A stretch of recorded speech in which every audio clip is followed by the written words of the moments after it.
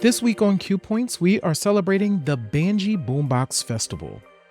Banjee Boombox is a fiscally sponsored, vibrant QT BIPOC festival dedicated to the celebration, amplification, and cultivation of safe spaces for the diverse voices of women, non-binary individuals, and LGBTQIA+ artists, DJs, and musicians. Their mission is to create an inclusive platform that not only showcases the incredible talent within the community, but also fosters an environment where every unique voice can be heard and appreciated. On this episode, we welcome festival performer Sunny Cheeba. Q Points family, we are of course celebrating the beauty that is Banjee Boombox, which is happening August 3rd at the Sultan Room in the Planet of Brooklyn on August 3rd. And we have with us one of the folks that will be on the stage rocking it for the crowd there, Sunny Cheeba. Welcome to Q Points. How are you? Peace, y'all. Thank you for having me. I'm in good spirits. I'm tired because I had a crazy day yesterday, but grateful to be here. Yeah. Welcome, welcome. So, we're going to definitely get into your history a bit, but we're going to first start with Banjee Boombox. So, this is such an important festival for a lot of reasons, but one of those reasons is, of course, the inclusivity component of this. Want to get your perspective. From your perspective, why is it important that spaces like Banjee Boombox exist for the audience and the artists?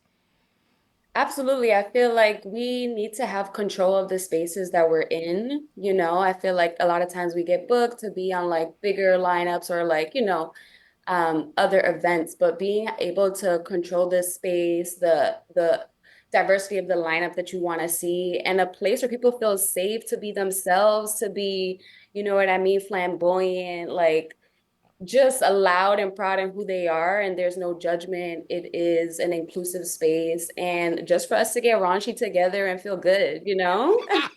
I love it. Yo, to that point, okay, so give us a little flavor. Like, so on the set, so for you at Banjee Boombox, like what can people expect from you? What flavor are you bringing for this? We're really curious about what story do you want to tell on stage for Banjee Boombox? I love that question because a lot of times I mostly freestyle a lot of my sets. I walk into a room understanding, like, I look at the artists that are playing, I listen to the music that's playing, I read the crowd before I even get on. But for this, I just want to be, and I only have an hour, so I feel like I gotta like, Yeah. hit it from Yes. jump. So Hmm. you're probably gonna hear like a lot of house, Latin house, club music, classic 90s shit that's gonna like make you drop low. That's like really my vibe right now. But Love of it. You course, know, I love like reading the room and like seeing how people react to the sets that are playing. And maybe if somebody's doing all of that before, I might switch it up if I go on after that.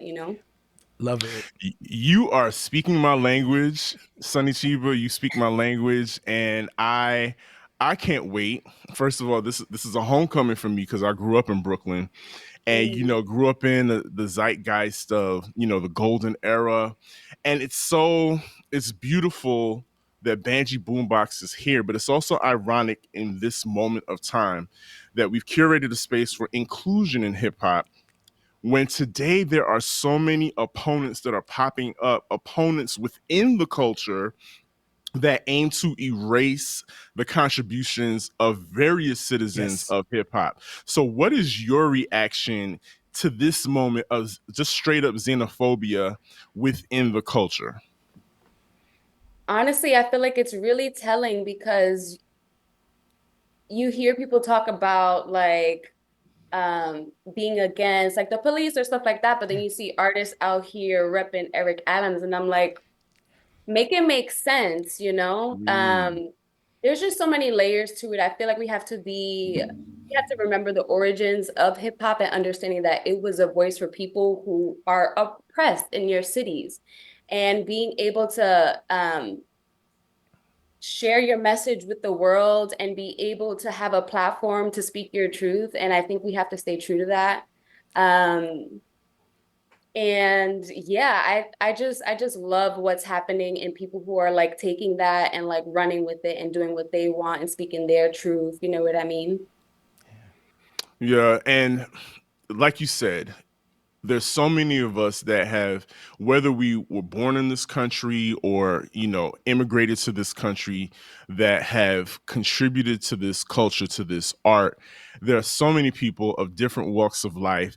As a matter of fact, we just celebrated Larry We, Levan, what would have been his 70th birthday. yes. And Talk I about it. just, you know what I'm saying? And to this day, you and I, we speak the language, we're DJs. And so to this day, we still feel Mhm. his imprint on us. And so I just would love for you to share with the Q Points podcast listeners, what do you want your legacy to be as a Ooh, DJ and as a culture curator? ooh. I feel like for me, like I've always been a person where it's like if I feel like I don't see it happening, I'm gonna make it happen. So like I started throwing parties in the Bronx almost 10 years ago with my crew. And it's because, we always had to travel far to like have a good time. But I was like, I see like an area that we need to amplify and being able to create your spaces and like have people who feel the same way, um what am I trying to say? Like have the same values, you know what I mean? Like Mm-hmm. being in a room full of people who get it.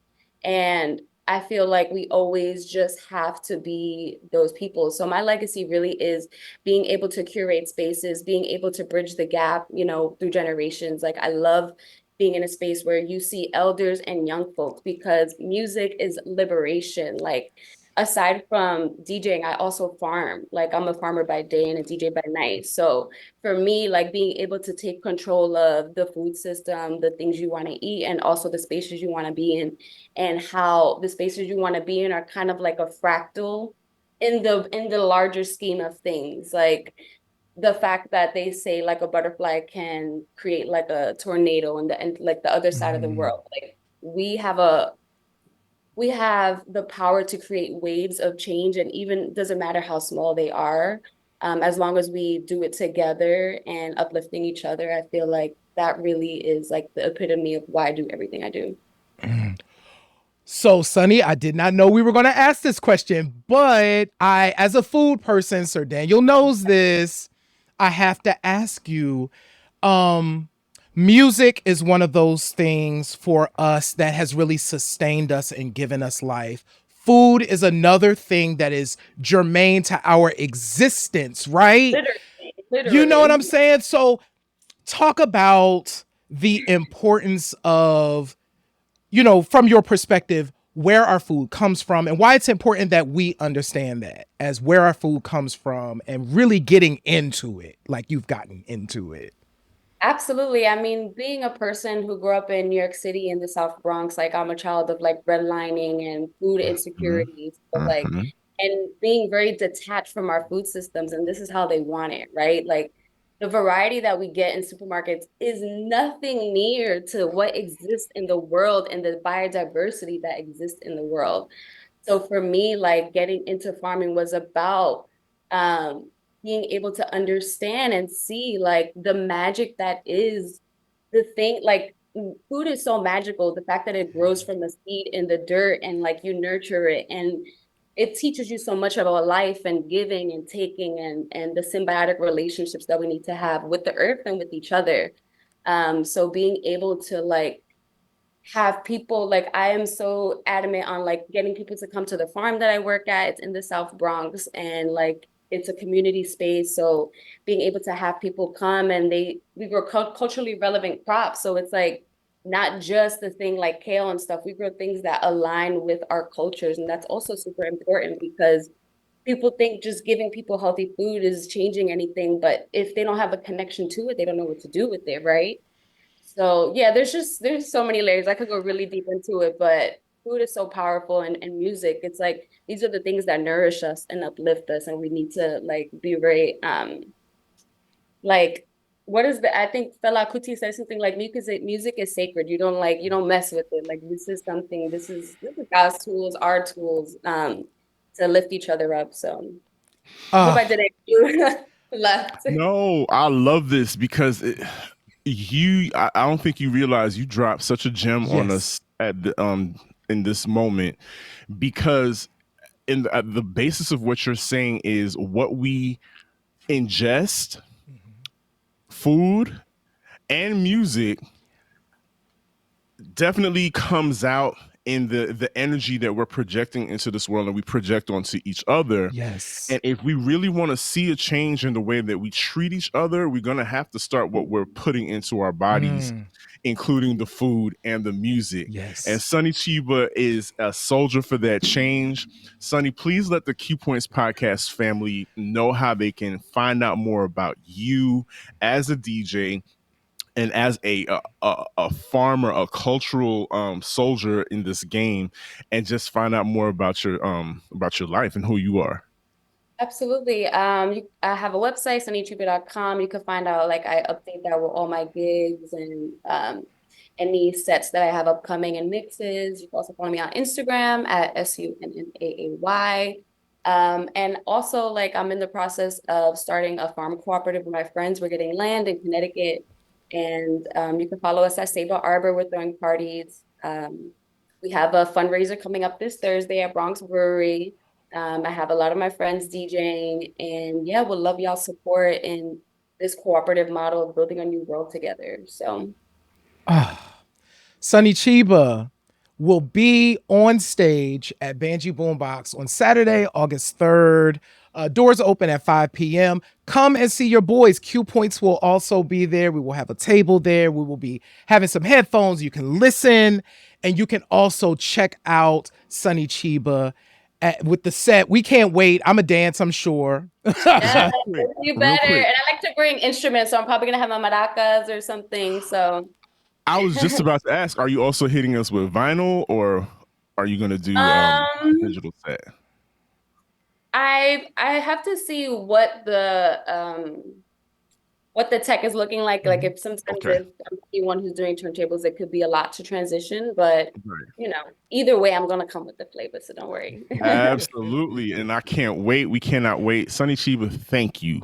Thank you so much for spending some time with the Q Points podcast and our family and becoming a part of our family. Yes. And we will see you August 3rd on the rooftop of the Sultan building on the planet of Brooklyn. This is Q Points podcast. I am DJ Sir Daniel. I'm J Ray. This is Sonny Cheeba, y'all. Cheeba, y'all. Thank you for having me. So honored. So excited to get down with you on the dance floor. Absolutely. Peace, everybody.